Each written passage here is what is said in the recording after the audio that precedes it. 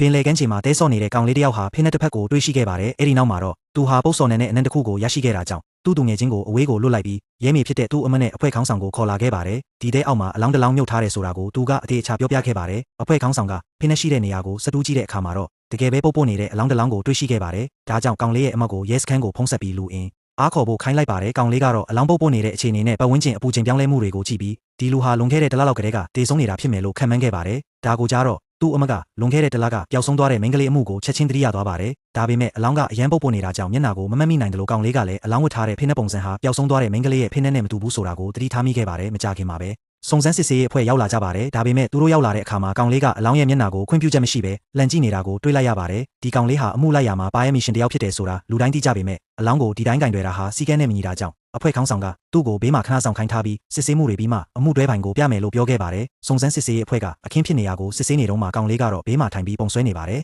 မကြခင်မှာပဲသူဟာတေဆုံးသူရဲ့ပုံတူကိုဆွဲပြီးသွားခဲ့ပါတယ်အဲ့ဒီနောက်သူဆွဲထားတဲ့ပုံဟာရင်းနှီးနေသလားလို့သူတို့ကိုမေးလိုက်ပါတယ်ကောင်လေးပြောမှပဲသူတို့အားလုံးဟာလွန်ခဲ့တဲ့တစ်လကပျောက်ဆုံးသွားတဲ့မိန်းကလေးရိုရှန်ရှန်ဖြစ်နိုင်တယ်ဆိုတာကိုသတိထားမိသွားကြပါတယ်ဒါပေမဲ့အဲ့ဒီအချိန်မှာမှုခင်းဆရာဝန်ကပုံကိုကြည့်ပြီးကောင်လေးရဲ့လက်ရာကိုချီးကျူးပေမဲ့ဒီလောက်ပုတ်ပို့နေတဲ့အလောင်းကိုကြည့်ပြီးပုံတူပြန်ဆွဲဖို့ဆိုတာမဖြစ်နိုင်ဘူးလို့ပြောပါတယ်ဒါဟာသိပ္ပံနည်းကျ 3D scan ဖက်စနစ်တွေနဲ့မှလုပ်လို့ရတာဖြစ်ပြီးလူတွေရဲ့အသက်အရွယ်လိုက်မျက်နှာကြွသားတိဆောက်ပုံတွေကလည်းမတူဘူးလို့သူကရှင်းပြပါတယ်။ကောင်လေးကရိုရှန်ရှန်ရဲ့အမှုတွေကိုအရင်ကမြင်ဖူးထားလို့အခုလိုဆွဲနိုင်တာလို့သူကယူဆပါတယ်။ဒါကြောင့်တေဆုံးသူရဲ့အထောက်အထားကိုအမြန်ဆုံးအတည်ပြုနိုင်ဖို့ဆိုရင်လက်တွေကိုဓာတ်ပုံရိုက်ပြီးပန်းချီဆရာကိုပုံပြန်ဆွဲခိုင်းရမယ်လို့ပြောပါတယ်။ဒါပေမဲ့သူပြောလို့မဆုံးခင်မှာပဲကောင်လေးကနောက်တစ်မျက်နှာကိုလှန်ကြည့်ဖို့ပြောလိုက်ပါတယ်။တကယ်တော့ကောင်လေးဟာတေဆုံးသူရဲ့ညာဘက်လက်တွေကအရှင်းဆုံးဖြစ်နေတာကိုတတိထားမိပြီးသူ့ရဲ့မှတ်ဉဏ်ကောင်းမှုနဲ့လက်ပွေပုံကိုပါဆွဲထားခဲ့တာပါမှုခင်းဆရာဝန်ကလက်ပွေပုံကိုအလောင်းနဲ့တိုက်စစ်ကြည့်တဲ့အခါမှာတော့တထေရတဲ့တူညီနေတာကိုတွေးလိုက်ရပါတယ်ဒီလက်ပွေပုံကိုအမှုစစ်ဆေးရမှာအသုံးပြုလို့ရတယ်လို့သူကအဖွဲ့ခေါင်းဆောင်ကိုအန်ဟော့တကြီးပြောပြခဲ့ပါတယ်အဲ့ဒီနောက်ကောင်လေးကသူဆွဲထားတဲ့ပုံတူဟာလည်းမှန်ကန်ကြောင်းနဲ့ရိုရှန်ရှန်ရဲ့အိမ်ကိုသွားပြီးလက်ပွေတိုက်စစ်ဖို့အကြံပေးပါတယ်မိန်းကလေးရဲ့အဝတ်အစားတွေပြောင်းလဲနေတာဟာလူသက်သမားကသူ့မောက်ကိုပြန်မတက်ခင်မှာအဝတ်အစားတွေအစ်စ်